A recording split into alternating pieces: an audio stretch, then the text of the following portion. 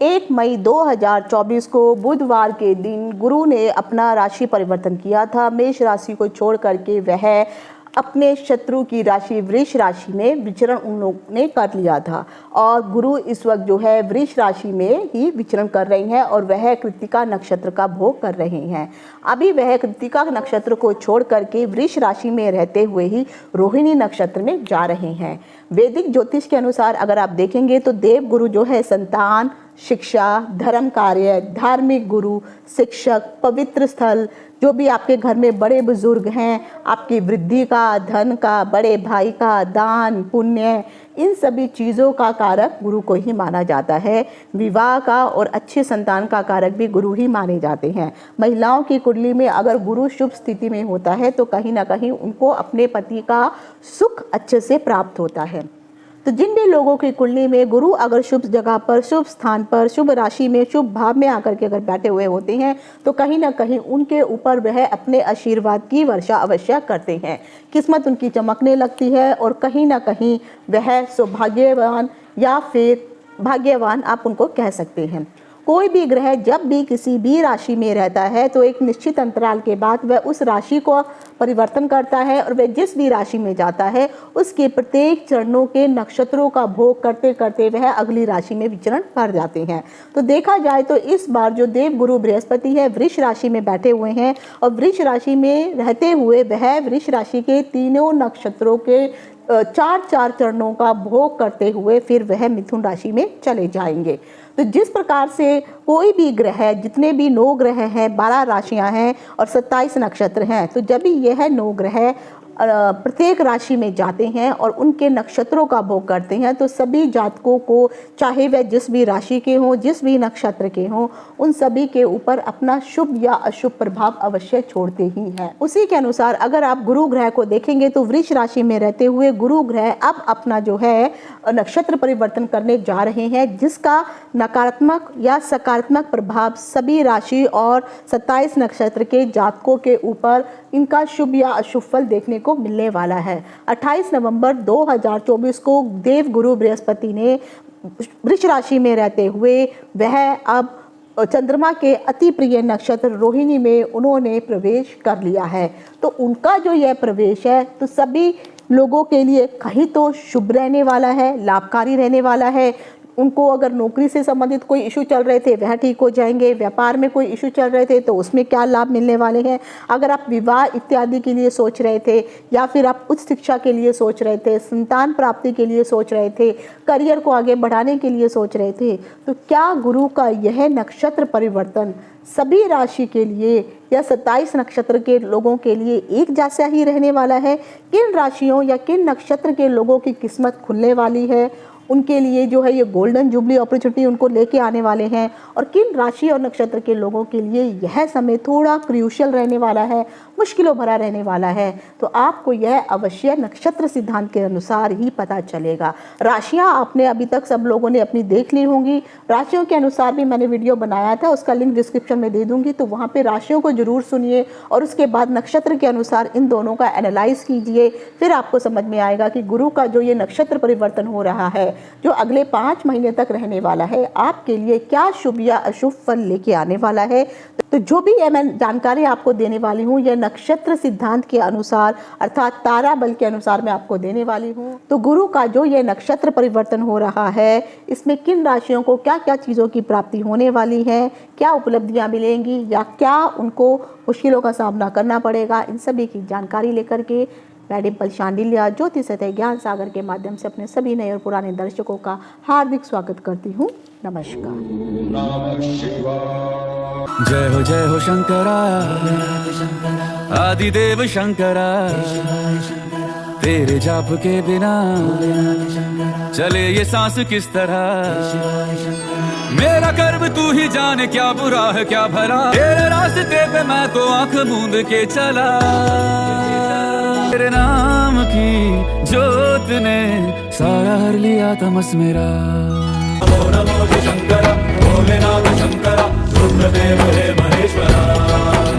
प्रत्येक ग्रह एक राशि से दूसरी राशि में विचरण करने के लिए एक निश्चित समय और अंतराल लेते हैं, जिसमें से गुरु, राहु, केतु, शनि ये कुछ ऐसे ग्रह हैं जो दीर्घ समय तक जो है एक ही राशि में विचरण करते हैं। गुरु एक राशि से दूसरी राशि में जाने के लिए कम से कम 12 महीने से 13 महीने का समय लेते हैं, जिसमें कभी वह मार्गी होते हैं, कभी वक्री होते हैं। जैसे अभी गुरु की जो स्थिति है वह वक्री अवस्था में चल रही है। और साथ ही साथ वह जिस भी राशि में जाएंगे, जो भी ग्रह वह प्रत्येक राशि के अंतर्गत 3-3 नक्षत्र आते हैं। इन तीनों नक्षत्रों के अंतर्गत जो है 4-4 चरण होते हैं और इन नक्षत्रों के चरणों को यानी 9 चरण आते हैं। तो इन चरणों का भोग करते हुए फिर वह अगली राशि के लिए प्रस्थान कर लेते हैं। तो जिस प्रकार से गुरु 12 से 13 महीने का समय लगाते हैं राशि परिवर्तन करने में, उसी अनुसार अगर आप इनका नक्षत्र परिवर्तन भी देखेंगे तो वह भी धीरे धीरे ही होता है। किसी राशि के एक नक्षत्र में वह 3 महीने, 4 महीने या 5 महीने चरणों का भोग करते करते ही आगे बढ़ जाते हैं। क्योंकि गुरु जो है धीरे धीरे चलने वाले ग्रह हैं, इसीलिए वह नक्षत्र भी धीरे धीरे ही बदलते हैं। 1 मई 2024 को बुधवार के दिन इन्होंने अपना राशि परिवर्तन किया था और वह वृष राशि में चले गए थे। वृष राशि में रहते हुए ही सबसे पहले इन्होंने कृत्तिका नक्षत्र का भोग किया था और कृत्तिका नक्षत्र के सभी चरणों का भोग करते हुए 28 नवंबर गुरुवार को दोपहर 1:10 के आसपास इन्होंने कृत्तिका नक्षत्र को छोड़ दिया। अब वह चंद्रमा के अति प्रिय नक्षत्र रोहिणी में इन्होंने प्रवेश कर लिया है। रोहिणी चंद्रमा का बहुत ही अधिक प्रिय नक्षत्र है और इसकी कहानी आप सबको पता होगी। तो यहाँ पर रह करके जब भी गुरु यहाँ बैठेंगे तो यहाँ पर बैठ करके गुरु जो है, क्योंकि नवांश में भी बहुत अधिक बल होता है, ये हमेशा मैं कहती हूँ कि नवांश को देखना जरूरी है। तो यहाँ पर वह कर्क नवांश को भुगतेंगे, फिर मिथुन नवांश को भुगतेंगे। इसी प्रकार से वह नवांश को और चरणों को भुगतते हुए ही वह सभी 27 नक्षत्र और 12 राशि के जातकों को अपना शुभ या अशुभ फल देंगे।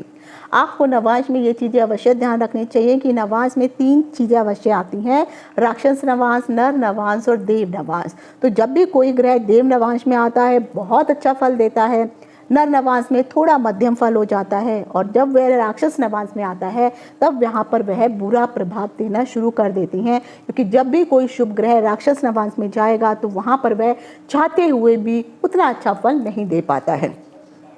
तो कर्क और मिथुन नवांश को भी यहाँ पे भुगतेंगे। तो जो कर्क नवांश है वो जो है वहाँ पर कर्क में गुरु जो है उच्च के हो जाते हैं, और क्योंकि यहाँ पर चंद्रमा का जो अति प्रिय नक्षत्र रोहिणी है, तो रोहिणी भी यहाँ पर उच्च के होते, रोहिणी नक्षत्र वृष राशि में आता है और वृष राशि में चंद्रमा उच्च के हो जाते हैं। तो कहीं ना कहीं इन दोनों का जब गुरु और चंद्रमा आपस में मिलते हैं तो गज केसरी योग बनता है और ये योग बहुत ही शुभ माना जाता है। तो इसका प्रभाव भी आप लोगों के ऊपर कहीं ना कहीं पड़ने ही वाला है। 10 अप्रैल 2025 तक देवगुरु बृहस्पति इसी नक्षत्र में रहने वाले हैं। वृष राशि के अंतर्गत अगर आप देखेंगे तो 3 नक्षत्र आते हैं। तो सबसे पहला आता है कृत्तिका नक्षत्र।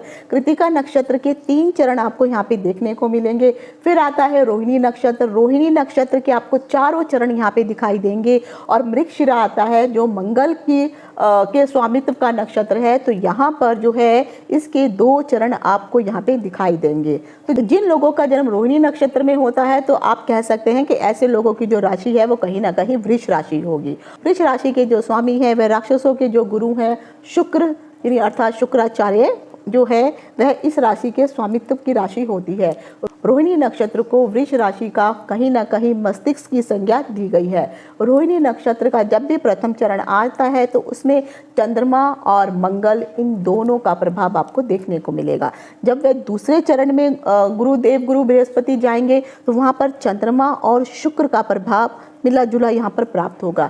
जब वह तीसरे चरण में जाएंगे तो चंद्रमा और बुध का प्रभाव आपको देखने को मिलेगा, और जब वह चौथे चरण में जाएंगे तो यहाँ पर चंद्रमा में ही चंद्रमा का प्रभाव आपको दिखाई देगा। तो इस प्रकार से देव गुरु जो है पूरे 28 नवंबर से लेकर के 10 अप्रैल तक का जो समय है, तो कुल मिलाकर के कह दीजिए कि अगले 4 महीने का जो समय है आपके लिए बहुत ही या तो अच्छा जाने वाला है या मुश्किलों भरा जाने वाला है या मध्यम जाने वाला है। तो चीज़ याद रखिए कि 28 तारीख को जो है वह पहले रोहिणी नक्षत्र के पहले प्रथम पद को भुगतेंगे, उसके पश्चात वह 23 दिसंबर को रोहिणी के दूसरे चरण को वह भुगतेंगे, और इसी प्रकार से अगले अगले चरणों में वह जाते जाएंगे। तो जिन भी लोगों का जन्म चंद्रमा के नक्षत्र, क्योंकि यहाँ पर जो देव गुरु बृहस्पति है चंद्रमा के नक्षत्र में आ रहे हैं और वह वृष राशि में है। वृष राशि में रहते हुए देव गुरु बृहस्पति का चंद्रमा के नक्षत्र रोहिणी में जाना आखिर चंद्रमा के नक्षत्र वाले जातकों के लिए क्या फल देने वाले हैं। तो जिन भी लोगों का जन्म अगर चंद्रमा के नक्षत्र में हुआ है तो इन लोगों के लिए ये जो है जन्म तारा आ जाता है। जन्म तारा का अर्थ होता है कि यहाँ पर आपको अपने शरीर की रक्षा करनी होती है।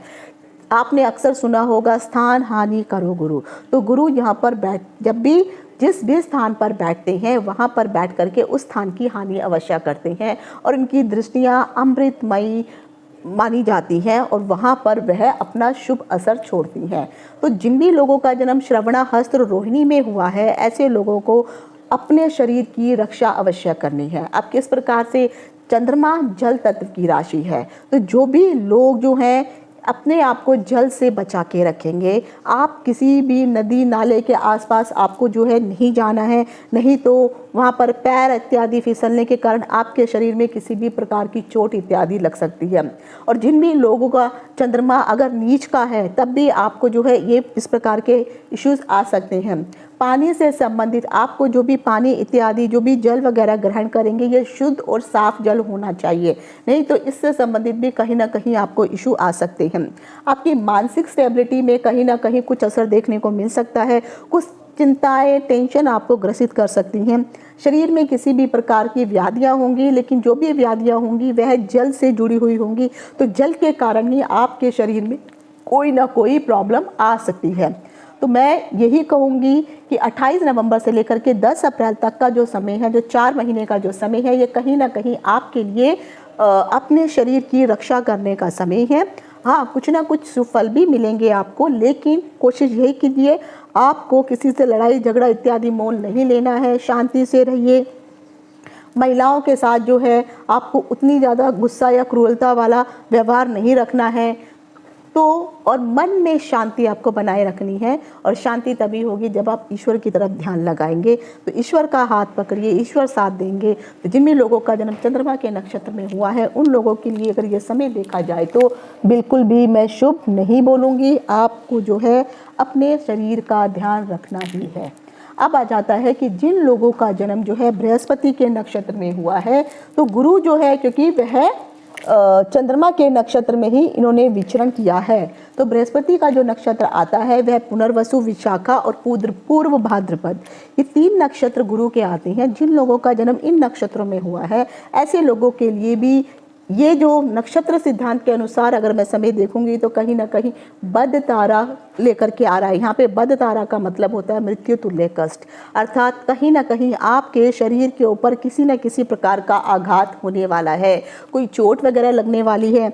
बृहस्पति अगर आपका ठीक नहीं है और आपको जो है हृदय रोग से संबंधित कोई इश्यू है, जैसे सांस इत्यादि फूलना, दमा का होना, ये चीज़ें आपको बढ़ सकती हैं। जिन लोगों को शुगर इत्यादि है, क्योंकि बृहस्पति मीठे का कारक है, तो शुगर अगर आपके शरीर में है तो शुगर की फ्लक्चुएशन ऊपर नीचे होना, इस प्रकार के प्रॉब्लम आपको हो सकती है। जिन लोगों को हफ्ते बहुत अधिक हैं या फिर जो भी लोग शरीर के मोटापे इत्यादि से बहुत अधिक परेशान है, तब भी आपको अपने सेहत का ख्याल रखना बहुत अधिक जरूरी है, क्योंकि गुरु जो है कहीं ना कहीं मोटापे को भी प्रदर्शित करता है। तो आपको अपने मोटापे को भी कंट्रोल करके रखने की ज़रूरत है। तो बृहस्पति के नक्षत्र में जिन भी लोगों का जन्म है आपके लिए यह जो समय है कहीं ना कहीं मृत्यु तुल्य समय रहने वाला है। एक्सीडेंट इत्यादि आपके साथ हो सकते हैं, तो कोशिश करिए कि आपको जो है कहीं पर रोड क्रॉस कर रहे हैं, गाड़ी इत्यादि चला रहे हैं तो सोच समझ के चलाएं।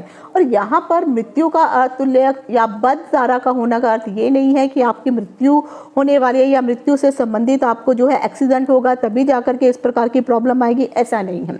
शास्त्रों में मृत्यु का एक अलग अर्थ भी बताया गया है, जिसका अर्थ होता है कलंक, यानी आपके ऊपर कोई भी ऐसा प्रत्यारोपण कर दिया जाएगा। और खासकर ये जो प्रॉब्लम आएगी यह आप अगर अपने बड़े बुजुर्गों की बातों को नहीं सुनेंगे, धार्मिक गुरुओं की बातों को नहीं मानेंगे, जो ब्राह्मण पंडित इत्यादि हैं अगर उनके साथ आप अनबन करके चलेंगे, घर के बुजुर्गों का निरादर करेंगे, या फिर जो भी लोग हैं वह पूजा पाठ या धर्म के विरुद्ध जाकर के अगर कोई कार्य करेंगे तो ऐसे लोगों के लिए जो है यह समय बिल्कुल भी सही नहीं है। तो आपको ईश्वर का हाथ पकड़ना है, पूजा पाठ की तरफ आपको मन लगाना है। बड़े बुजुर्गों का आशीर्वाद इस समय बहुत अधिक ज़रूरी है। अगर कोई ब्राह्मण इत्यादि है तो किसी के साथ आपको बहस नहीं करनी है, उनकी बातों को सुनना है, नहीं तो उनके द्वारा कोई ना कोई किसी बड़े बुजुर्ग या ब्राह्मण या किसी ऐसे सत्पुरुष के द्वारा कुछ अगर गलत बात आपके लिए कर दी जाए या कह दी जाए तो कहीं ना कहीं उनका श्राप आपके ऊपर फलित हो सकता है। तो बृहस्पति के नक्षत्र में या फिर जो भी आपके बड़े भाई वगैरह हैं, आजकल अगर आप देखेंगे तो मंगल भी इस वक्त जो है नीच के होकर के चल रही हैं। मंगल जो है बड़े भाई का कारक है, तो कहीं ना कहीं बड़े भाई के साथ कोई अनबन हो सकती है, हाथापाई हो सकती है, तो इनसे भी आपको जो है मीठा बर्ताव ही करना है। कलंक का अर्थ होता है कि जहाँ पर समाज में आपके साथ जो है कोई झूठा या मिथ्या आरोप लगा दिया जाए या सच का कुछ आपने कुछ ऐसा गलत किया है जो आपके ऊपर जो है आरोप सिद्ध हो जाए। और ये जो होगा खासकर धर्म के विरुद्ध अगर आपने कुछ ऐसा काम किया है या कहीं पर किसी पंडित के साथ या किसी बड़े बुजुर्ग के साथ कुछ आपने कुछ अनैतिक कर्म किए हैं, तब आपके ऊपर जो है समाज के द्वारा कहीं ना कहीं कलंक लगाना, आपकी बेइज्जती होना, डिसरिस्पेक्ट होना, ये भी एक तरह से मृत्यु का ही तुल्य माना जाता है कि जब आपके समाज में ही इज्जत नहीं रही, लोगों के द्वारा तिरस्कार कर दिया गया, तो यह किसी मृत्यु से कम नहीं है। तो यहाँ पर आपकी इज्जत और प्रेस्टीज का भी सवाल आ जाएगा। तो कोशिश करिए आप मान सम्मान किसी का भी जो है उसकी डिसरिस्पेक्ट नहीं करेंगे। खासकर जो भी आपसे बड़े लोग हैं सबसे रिस्पेक्ट से बात करिए, नहीं तो ये जो 4-5 महीने का 4 महीने का मुश्किल का जो समय है वो आपके लिए मुसीबतों भरा रह सकता है। तो गुरु के नक्षत्र वालों के लिए भी मैं बोलूँगी यह समय बहुत, मैं आपको जो है इस तरह से 4 क्रॉस दे रही हूँ, यानी बहुत क्रूशियल समय है, आपको संभल के रहने की ज़रूरत है। अब आ जाता है कि जिन भी लोगों का जन्म बुध के नक्षत्र में हुआ है, तो जो लोग बुध के नक्षत्र में उत्पन्न हुए हैं उन लोगों के लिए यह समय कैसा रहेगा। बृहस्पति की पत्नी तारा और चंद्रमा का पुत्र जो बुध है, तो बुध के अंतर्गत आते हैं आश्लेषा, ज्येष्ठा, रेवती। तो जिन भी लोगों का जन्म इस नक्षत्र में हुआ है तो बुध आपके लिए प्रत्यारी तारा अर्थात बाधा भरा रहने वाला है।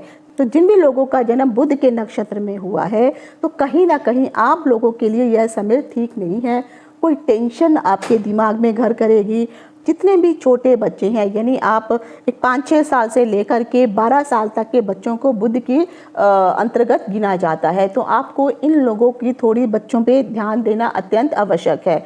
इनके लिए किसी भी प्रकार का अगर ये कोई खेल इत्यादि कर रहे हैं, कहीं पे एडमिशन वगैरह लेने का सोच रहे हैं, तो मुश्किलों वाला समय ये उनके लिए रह सकता है। जो लोग खिलाड़ी वर्ग से जुड़े हुए हैं तो खिलाड़ वर्ग में अगर आपको अपना कोई सिलेक्शन इत्यादि करवाना है तो वहाँ पर आपको मुसीबतों का सामना करना पड़ सकता है। किसी प्रकार का कोई कॉम्पिटिटिव एग्जाम में अगर आपने पार्टिसिपेट किया है तो बुद्धि वहाँ पे काम नहीं करेगी। जो भी छोटे बच्चे हैं 5 से लेकर के 12 साल की उम्र के जो बच्चे हैं, ये इस समय में उनको पढ़ाई में इतना अधिक ध्यान नहीं लगने वाला है। उछल कूद पे ध्यान इनका ज़्यादा रहेगा, इनका कॉन्सेंट्रेशन लेवल जो है काफ़ी कम हो जाएगा। और कहीं ना कहीं भी माता पिता अगर सख्ती दिखाएंगे तो फिर बच्चों के लिए मुश्किलों का सामना हो सकता है। बुध पर्यावरण को भी कहा जाता है, तो कहीं ना कहीं पर्यावरण में भी कुछ इस प्रकार की चीज़ें होने वाली हैं कि आगे चल के पर्यावरण से संबंधित आपको जो है अगले 4 महीनों में बहुत अधिक पर्यावरण से संबंधित कुछ ऐसी वायु प्रदूषण से संबंधित, जल से संबंधित ये सब चीज़ें आपको जो है सुनने को मिलेंगी कि यह चीज़ें मनुष्य के ऊपर जो है बहुत अधिक खराब असर डालने वाली हैं। तो जिन भी लोगों का जन्म आश्लेषा, ज्येष्ठा, रेवती में हुआ है, ऐसे लोगों का जो मैं टाइम बोलूँगी ये 4 महीने बिल्कुल भी ठीक नहीं है। अगर आप खिलाड़ी वर्ग के लोग हैं तो आपको मेहनत अधिक करनी पड़ेगी। अगर आप किसी कॉम्पिटिटिव एग्जाम में बैठने वाले हैं, पहले आप 5-6 घंटे पढ़ते थे, आप उस 5-6 घंटे को 10-12 घंटे कर दीजिए, क्योंकि आप जो भी याद करने की जो भी टेंडेंसी होगी वह कम हो जाएगी आपकी। आपको समझने में अधिक समय लगने वाला है। बुद्धि यहाँ पे आपका अधिक उतना जल्दी जो है स्थिर नहीं रहने वाली है। तो कहीं ना कहीं जो बुद्धि से संबंधित कुछ इशू आपको आएंगे। अगर आप किसी बड़े कॉलेज वगैरह में यहाँ पे कहीं एडमिशन वगैरह लेने का भी सोच रहे हैं, तब भी आपको मार्क्स से रिलेटेड प्रॉब्लम्स वहाँ पर आ सकती हैं। तो बाधाएं करियर में हो सकती हैं, पढ़ाई के क्षेत्र में हो सकती हैं, खेल कूद के क्षेत्र में हो सकती हैं। तो कहीं ना कहीं ये जो 4 महीने का समय है ये बाधाओं भरा है, आपको संभलना पड़ेगा ही है। तो बुध वालों के लिए भी मैं कहूँगी कि ये भी आपके लिए जो है बिल्कुल अच्छा समय नहीं कहा जा सकता है। अब आ जाता है कि जिन भी लोगों का जन्म जो है शुक्र के नक्षत्र में हुआ है, तो शुक्र के नक्षत्र के अंतर्गत अगर आप देखेंगे तो भरणी, पूर्वा फाल्गुनी और पूर्वाषाढ़ा ये नक्षत्र शुक्र का होता है। यहाँ पर तारा सिद्धांत के अनुसार अगर आप देखेंगे तो यह समय डेंजर जोन में विपत्ति कारक भरा रहने वाला है। तो ये विपत्त तारा के अंतर्गत आ जा रहा है, आपको विपत्तियों का सामना करना पड़ेगा। अब विपत्तियाँ किस प्रकार की, तो पहले आपको ये देखना है कि जो शुक्र है वो महिलाओं का कारक है, तो महिलाओं के लिए यह समय कहीं ना कहीं 4 महीने शुभ नहीं रहने वाले हैं। ऊपर से अगर आप देखेंगे इस वक्त मंगल भी नीच का चल रहा है, तो नीच का मंगल कहीं ना कहीं हिंसा का कारक होता है। तो यहाँ पर जितनी भी स्त्रियां हैं इनके साथ कुछ ना कुछ हिंसा वाले कुछ ऐसी वारदातें हो सकती हैं, तो औरतों को खतरा बहुत अधिक रहने वाला है। जो भी लोग मीडिया जगत से जुड़े हुए हैं इन लोगों का समय भी ठीक नहीं है। इस साल अगर जिन भी लोगों का जन्म भरणी, पूर्वा फाल्गुनी, पूर्वाषाढ़ा में आया हुआ है, अगर आपकी कोई मूवी इत्यादि रिलीज़ हो रही है उसमें कोई ना कोई कंट्रोवर्सी अवश्य हो जाएगी। अगर आप मीडिया जगत से जुड़े हुए कोई काम कर रहे हैं वहाँ पे कंट्रोवर्सी अवश्य होगी, कोई ना कोई इस प्रकार के आरोप आपके ऊपर लगेंगे कि वहाँ पर परेशानियों का सबब आपके लिए बनना पड़ेगा।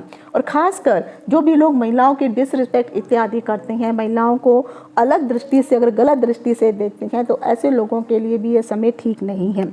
महिलाओं के द्वारा जो है महिलाओं को प्रताड़ित भी किया जा सकता है, तो कहीं ना कहीं महिलाओं को अपनी रक्षा स्वयं करने की ज़रूरत है। और मंगल ऊपर से यहाँ पर भी क्योंकि नीच का आकर के मंगल बैठा हुआ है तो ये हिंसा का कारक बन जाता है, तो यहाँ पर महिलाओं को अपनी सुरक्षा स्वयं करनी होगी। जितने भी लोग व्यवसाय इत्यादि कर रहे हैं, यानी जो भी लोग जो हैं कॉस्मेटिक पदार्थ इत्यादि बेचते हैं या जो भी फैशन इंडस्ट्री से जुड़े हुए हैं, उनके लिए भी बिजनेस में भी इस समय बहुत ही उतार चढ़ाव देखने को मिलेंगे। उतना उनका अगले 4 महीने तक उतना उनका बिजनेस राइज नहीं हो पाएगा जितना वह सोच रहे हैं। तो महिलाओं से संबंधित जो भी आप कार्य कर रहे हैं, मीडिया जगत से जुड़े हुए हैं या फिर आप स्वयं एक महिला हैं और किसी संस्था इत्यादि से भी जुड़ी हुई हैं, तो आपको कोशिश करनी है कि इस वक्त आपको अपने जितने भी बड़े बुजुर्ग इत्यादि हैं, जो भी आपके सुपीरियर है, उन सब की सुननी पड़ेगी आपको। अगर उनके द्वारा कुछ आपके ऊपर कुछ गलत किया जा रहा है तो वहाँ पर आपको सचेत होने की ज़रूरत अवश्य दिखाई देती है। अकेले एकांत में किसी ऐसे इंसान अजनबी के साथ ना जाएं ताकि आपको बाद में किसी प्रकार की कोई परेशानी ना हो। आपको बहुत ही संभल के रहना पड़ेगा इन 4 महीने में। तो ये तो आगे ऐसे 4 नक्षत्र जिनके लिए गुरु का जो ये परिवर्तन है ये बिल्कुल भी ठीक नहीं माना जा रहा है। लेकिन ऐसे अन्य नक्षत्र भी हैं, यानी 5 ऐसे ग्रह हैं जिनके नक्षत्र में अगर आपका जन्म हुआ है तो आपके लिए कह सकते हैं कि आपके दोनों हाथों में लड्डू हैं। तो अब आ जाता है कि जिन भी लोगों का जन्म मंगल के नक्षत्र में हुआ है, अब मंगल के अंतर्गत आता है वृश्चिक, चित्रा और धनिष्ठा। जो भी मंगल से संबंधित लोग कार्य कर रहे हैं, जो जमीन जायदाद से जुड़े हुए हैं, अग्नि से संबंधित कोई काम कर रहे हैं, भूमि से संबंधित कोई काम कर रहे हैं, मंगल को छोटी छोटी पहाड़ियाँ भी बोला जाता है, उससे संबंधित कोई काम कर रहे हैं, कोई खनन वगैरह का भी काम कर रहे हैं, तो कह सकते हैं कि इस वक्त जो गुरु का ये नक्षत्र परिवर्तन है आपके लिए परम मित्र तारा अर्थात लाभकारी बनकर के आया हुआ है। तो आपके लिए लाभ की स्थिति यहाँ पर दिखाई दे रही है। लाभ अर्थात किस प्रकार का, अगर आप अग्नि से संबंधित कुछ ईंट वगैरह बनाने का काम, अग्नि से संबंधित कुछ आयरन वगैरह पिघलाना, इस प्रकार का कुछ भी ऐसा काम कर रहे हैं, या फिर कुछ जो लोग अग्नि में कुछ पका करके अगर बेच रहे हैं, खाना वगैरह बनाने का जो भी है, भट्टियाँ वगैरह बना करके जो बिस्किट, केक इत्यादि जो भी बनाते हैं, तो इन लोगों का जो कार्य है बहुत ज़्यादा काम बढ़ने वाला है। भूमि से संबंधित अगर कुछ कार्य ऐसे प्रोजेक्ट थे जो आपके रुके हुए थे, अब वो जो है प्रोजेक्ट आपके पास हो जाएंगे। भूमि से संबंधित को भी लेन देन में कहीं पे कोई अड़चने आ रही थी वह ख़त्म हो जाएंगी। आपके प्रोजेक्ट वो कहीं ना कहीं आपको जो है आगे चल के अच्छा फ़ायदा देने वाले हैं। जो भी लोगों का लड़ाई झगड़ा इत्यादि अपने भाइयों के साथ चल रहा था वह समाप्त हो जाएगा। जो लोग खून से संबंधित किसी प्रकार की कोई प्रॉब्लमों से जूझ रहे थे या जिनके खून में शुगर की मात्रा बहुत अधिक हो गई थी, अब धीरे धीरे वहाँ पर जो भी खून से संबंधित प्रॉब्लम्स आपको चल रही थी वह धीरे धीरे समाप्त होनी शुरू हो जाएंगी, कम होना शुरू हो जाएगी। या क्योंकि मंगल जो है वो कैंसर का भी कारक माना जाता है, तो जिन लोगों को अगर कैंसर से संबंधित भी कोई इशू हो रहे थे वह ठीक हो जाएंगे। कैंसर से संबंधित जो लोग डॉक्टर इत्यादि हैं या जो लोग रिसर्च सेंटर में हैं, तो ये समय ऐसा है कि बुद्धि को यूटिलाइज करके वो लोग कुछ इस प्रकार का कार्य भी कर सकते हैं कि हो सकता है कि कैंसर से संबंधित कोई अच्छी मेडिसिन भी मार्केट में वह लेके आ जाए, या ऐसी कोई मेडिसिन वो इजाद कर ले, बना ले कि आगे चल के दुनिया के लिए लाभकारी सिद्ध हो। तो मंगल के नक्षत्र में जन्मे हुए जितने भी जातक हैं उन लोगों के लिए अगले 4 महीने मैं कहूँगी दोनों हाथों में लड्डू और सिर कढ़ाई में है। तो आपके लिए यह बहुत ही गोल्डन जुबली पीरियड है, इसको आप यूटिलाइज कीजिए। जो कार्य रुके हुए थे अब वे धीरे धीरे कहीं ना कहीं ईश्वर की कृपा के कारण, देव गुरु बृहस्पति की कृपा और साथ में साथ चंद्रमा की कृपा के कारण आपके वे सारे कार्य पूर्ण हो जाएंगे। अब आ जाता है कि जिन भी लोगों का जन्म यानी मंगल के नक्षत्र वालों के लिए यह समय अत्यंत शुभ माना जाएगा। मंगल के बाद आता है आपका राहु। जिन लोगों का जन्म राहु अर्थात आद्रा स्वाति शतभिषा में हुआ है उन लोगों के लिए समय कैसा है, तो याद रखिए राहु को हमेशा एक जो है भ्रम वाला ग्रह, बुरा ग्रह साबित किया गया है, लेकिन राहु हमेशा बुरा हो जरूरी नहीं है।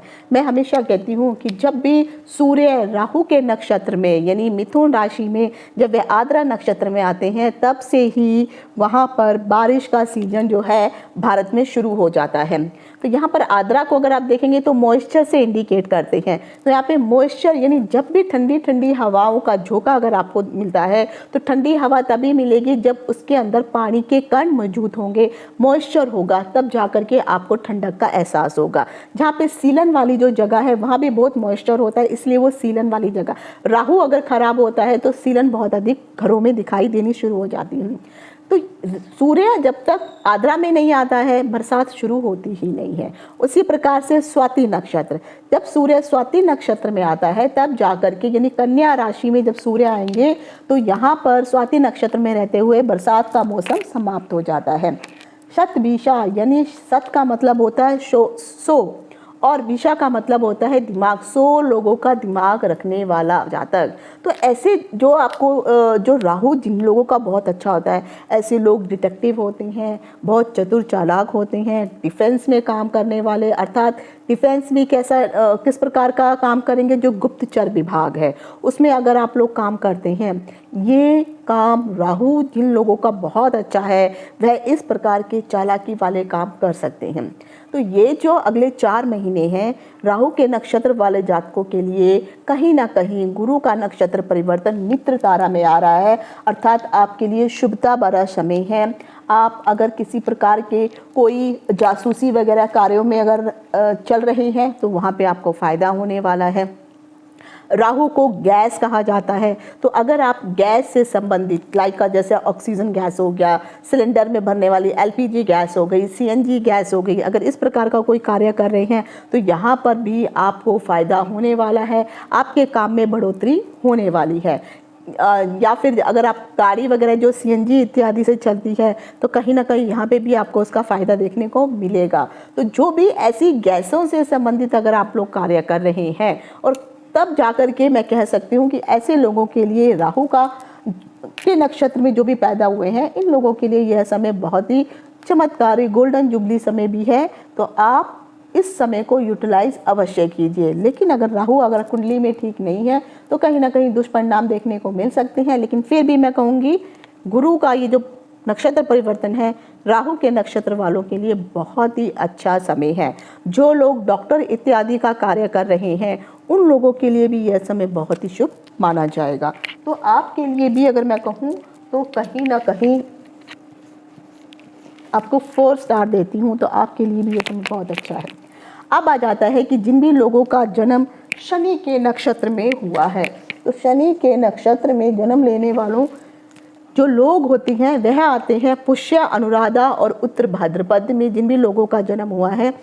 ऐसे लोगों के लिए अगले 4 महीने बहुत ही शुभ आ रहे हैं नक्षत्र सिद्धांत के अनुसार, यानी आपके लिए यह सक्सेस स्टार में आ रहे हैं। कुछ ना कुछ गेन्स आपको होने वाले हैं, उपलब्धियां आपको प्राप्त होने वाली हैं।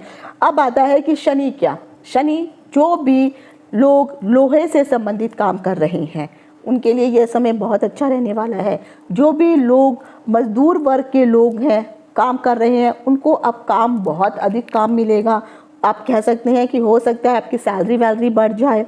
जो भी लोग कर्मचारी हैं, नौकरी इत्यादि कर रहे हैं और ख़ासकर जो निम्न 4th ग्रेड के जो कार्य कर रहे हैं, इनके लिए बहुत अच्छा समय है। तो कहीं ना कहीं आपकी को भी किसी न किसी प्रकार से कुछ ऐसी उपलब्धियां प्राप्त होने वाली हैं जिसमें आपको आगे चल के जो है आपकी मान मर्यादा प्रतिष्ठा इत्यादि बढ़ने ही वाली है।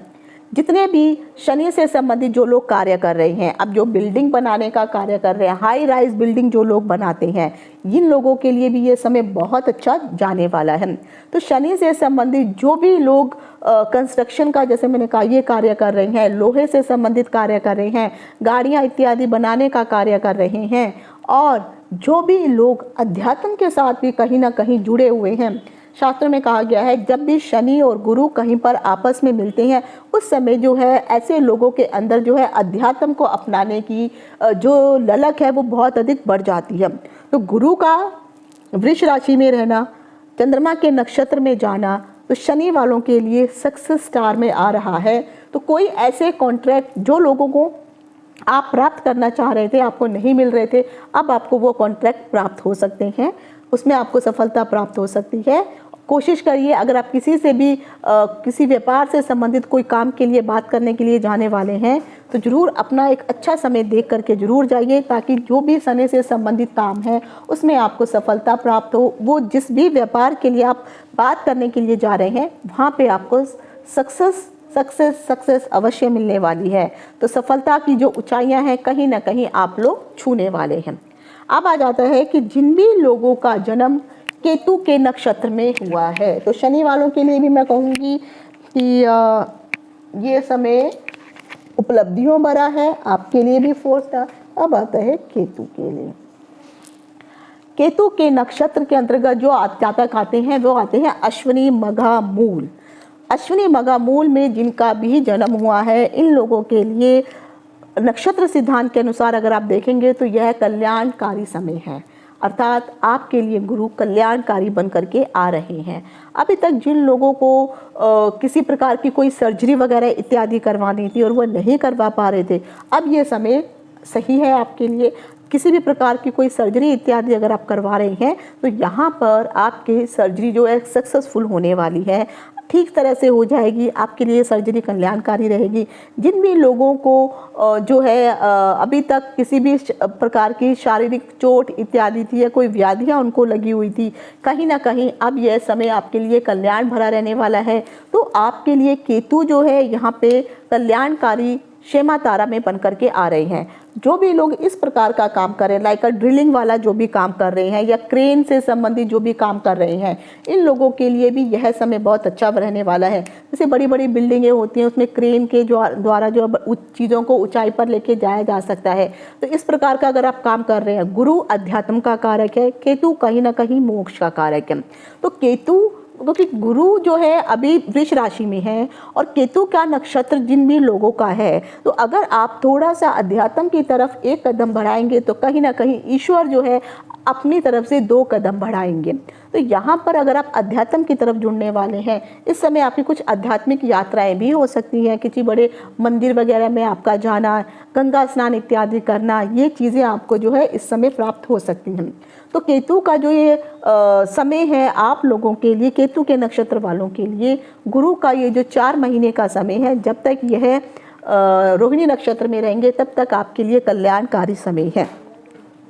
अगर आप बिजनेस से संबंधित कहीं पर कोई इशू वगैरह चल रहे थे, धीरे धीरे अब यह इशू समाप्त हो जाएंगे। कई लोगों को जो है अगर आपने देखा होगा कुछ ऐसी लाइलाज बीमारियां हो जाती हैं जिनका वह क्योर ढूंढते ढूंढते परेशान हो जाते हैं, लेकिन अब ये जो समय है, अब आपको एक ऐसा अच्छा डॉक्टर मिलने वाला है जिसके द्वारा आपको जो मेडिसिन दी जाएगी, अब यह आपके शरीर को कहीं ना कहीं लाभ अवश्य पहुँचाने वाली है। तो जिस लाइलाज बीमारी के लिए आप जगह जगह भटक रहे थे, अब इन 4 महीनों में कहीं ना कहीं कुछ ऐसा अच्छा चीज़, आपको एक ऐसा डॉक्टर या वैद्य प्राप्त होगा जो आपकी इस लाइलाज बीमारी को कहीं ना कहीं क्योर कर पाएगा। अब आ जाता है कि जिन भी लोगों का जन्म सूर्य के नक्षत्र में हुआ है, तो केतु के नक्षत्र के लिए भी मैं बोलूँगी बहुत अच्छा समय है। सूर्य के नक्षत्र के लिए भी अगर मैं बोलूँगी तो यहाँ पर आपके का जन्म अगर कृतिका, उत्तरा फाल्गुनी और उत्तराषाढ़ा, यहाँ पर अगर आपका जन्म हुआ है तो आप लोगों के लिए संपत तारा यहाँ पर दिखाई दे रहा है। संपत तारा का मतलब होता है कि यहाँ पर गुरु का जो परिवर्तन हुआ है, गुरु का जो नक्षत्र परिवर्तन हो रहा है रोहिणी नक्षत्र में, तो संपत तारा अर्थात धनदायक रवि के नक्षत्र वाले जातकों के लिए रहने वाला है। आप अगर गवर्नमेंट में काम कर रहे हैं तो कहीं ना कहीं आपके लिए अत्यंत लाभकारी है। आपकी पदवी राइज होने वाली है, पोजीशन बढ़ने वाली है। धन से संबंधित जो भी इश्यूज अभी तक आपको सामना करना पड़ रहा था, कहीं ना कहीं अब संपत्ति किसी न किसी तरीके से आप अर्जित करने वाले हैं। सैलरी में आपका इंक्रीमेंट होने वाला है। अगर आप किसी प्रकार के कोई एग्ज़ाम इत्यादि में बैठने का सोच रहे हैं तो ये भी आपके लिए बहुत अच्छा रहने वाला है। कुछ ऐसी नौकरी आपके हाथ लगेगी जिसमें जो है, अगर आप गवर्नमेंट एग्ज़ाम लिख रहे हैं तो गवर्नमेंट नौकरी के लिए अगर आपने अप्लाई किया है तो यहाँ पे ऐसी नौकरी आपको मिलेगी जिसके कारण आपको जो एक अच्छी सैलरी, अच्छी पोजीशन आपको वहाँ पे प्राप्त होगी। आपके जो भी बॉसेस थे जिनके साथ अभी तक आप रिकग्नाइज नहीं कर पा रहे थे आपके बॉस आपको, अब आपके कामों को सराहा जाएगा। उन कामों को सराहने के कारण आपकी ख्यातियाँ होंगी, आपको उपलब्धियाँ प्राप्त होंगी, जिसके कारण आपको प्रमोशन भी मिलेगा। जिन भी लोगों का जन्म सूर्य के नक्षत्र में हुआ है, अगर वह ऐसे व्यक्ति के सानिध्य में आ जाए जो बुजुर्ग हो, अधिक इंटेलिजेंट हो, अगर वो आपका बॉस इत्यादि भी है, तो ऐसे लोगों के साथ अगर आपका मेल जोल होता है तो कहीं ना कहीं यही लोग आपको और ऊपर पहुंचाने वाले हैं। इन्हीं के मार्गदर्शन के कारण ही आपके घर में सुख, समृद्धि और संपन्नता आने वाली है। तो कोशिश कीजिए, ये जो 4 महीने हैं सूर्य के नक्षत्र वालों के लिए बहुत ही शुभ रहने वाले हैं। गवर्नमेंट से संबंधित अगर आप कोई काम कर रहे थे, कोई टेंडर इत्यादि अगर आपने अप्लाई किया हुआ था, नौकरी के लिए अप्लाई किया हुआ था, या फिर आप जो है कोई कॉम्पिटिटिव एग्ज़ाम, सरकारी एग्ज़ाम के लिए अगर आपने अप्लाई किया है, या बिजनेस के लिए कुछ चीज़ों के लिए आपने गवर्नमेंट से कुछ परमिशंस इत्यादि चाहिए थी जो नहीं मिल पा रही थी, तो ये सब चीज़ें इन 4 महीनों में आपको प्राप्त हो जाएंगी। अगर पिता के साथ कुछ अनबन चल रही थी, नोक झोंक हो रही थी, या पिता की सेहत में कुछ प्रॉब्लम चल रही थी, तो अब धीरे धीरे पिता की सेहत भी ठीक हो जाएगी। जिन लोगों को हार्ट से संबंधित, दिल से संबंधित, छाती से संबंधित कोई प्रॉब्लम चल रही थी, क्योंकि गुरु जो है रोहिणी नक्षत्र में जा रहे हैं और यह जो है कर्क राशि नवांश को भुगतेंगे, तो चेस्ट में भी जिन लोगों को कोई ना कोई प्रॉब्लम चल रही थी, अब वह भी कहीं ना कहीं जो है ठीक हो जाएगी। तो मैं तो ये कहूँगी कि सूर्य के नक्षत्र वालों के लिए जो ये समय है ये बहुत ही अच्छा रहने वाला है। आपको किसी ना किसी प्रकार से धन के, मनी के गेन्स होने वाले हैं। जो कर्जे अगर आपके ऊपर चढ़े हुए थे और उतार नहीं पा रहे थे, अब कहीं ना कहीं आपकी ख्याति भी होगी। आपको जो है धन का भी आप अच्छी तरह से अर्जन कर पाएंगे, और जो भी आपके ऊपर जितने भी कर्जे वगैरह चढ़े हुए थे, धीरे धीरे इनको भी आप समाप्त कर पाएंगे। और सरकार से कुछ ना कुछ चीज़ें आपको जो है, सरकार से संबंधित वो चीज़ें आपको प्राप्त अवश्य होने वाली है। तो सूर्य वालों के लिए भी यह समय बहुत अच्छा है। इसमें मैं आपको 4 स्टार देने वाली हूँ। तो कह सकते हैं कि गोल्डन जुबली समय आपके लिए भी है। आप दोनों हाथों से जो है धन कमाएंगे, लेकिन धन जो होगा जो जायज़ तरीके से होगा। अगर आप घूस वगैरह लेकर के और ये उल्टे तरीक़ों से अगर धन कमाने के लिए सोच रहे हैं, तो कहीं ना कहीं एक चीज़ याद रखिए, बेशक इन 4 या 5 महीनों में आप कुछ इस प्रकार से गलत कार्य करके भी धन को अर्जित कर सकती हैं, लेकिन जब बाद में अन्य ग्रहों के नक्षत्र, जब शनि का नक्षत्र चेंज होगा, या बाकी अन्य ग्रहों जो बड़े बड़े हैं, राहु है, केतु है, इनका नक्षत्र चेंज होगा, तो कहीं ना कहीं जो भी गलत तरीके से अगर आपने धन कमाया हुआ है, वह आपको आगे चल के उसका बुरा खामियाजा भुगतना भी पड़ेगा। तो कोशिश करिए, गुरु एकदम जो है सीधे मार्ग पर चलने वाला, सत्य को अपनाने वाला इस प्रकार का ग्रह है। गुरु एक सात्विक ग्रह है। अगर आप छल कपट, बेईमानी से अगर आप कुछ गलत कार्य करेंगे, तो यही चीज़ आगे चल के आपके लिए विध्वंसकारी भी बन सकती है। तो आशा करती हूँ कि जो भी मैंने नक्षत्र सिद्धांत के अनुसार गुरु का रोहिणी नक्षत्र में जाना, 28 नवंबर को उन्होंने रोहिणी नक्षत्र में प्रवेश किया है 2024 में, और यह 10 अप्रैल 2025 तक इसी रोहिणी नक्षत्र में रहने वाले हैं। कुल मिलाकर के आपके लिए जो है 4 महीने के आसपास का समय है, जो बहुत ही गोल्डन जुबली समय है। तो चंद्रमा, गुरु, बुध और शनि, इन लोगों के लिए ये समय बिल्कुल भी ठीक नहीं है। तो मैं कहूँगी कि आप लोग सतर्क होकर के रहिए। लेकिन जिन लोगों का जन्म शुक्र, मंगल, राहु, शनि, केतु, जिन लोगों का जन्म मंगल, राहु, शनि, केतु और सूर्य के नक्षत्रों में हुआ है, आप लोगों के लिए ये 4 महीने बहुत ही गोल्डन जुबली हैं।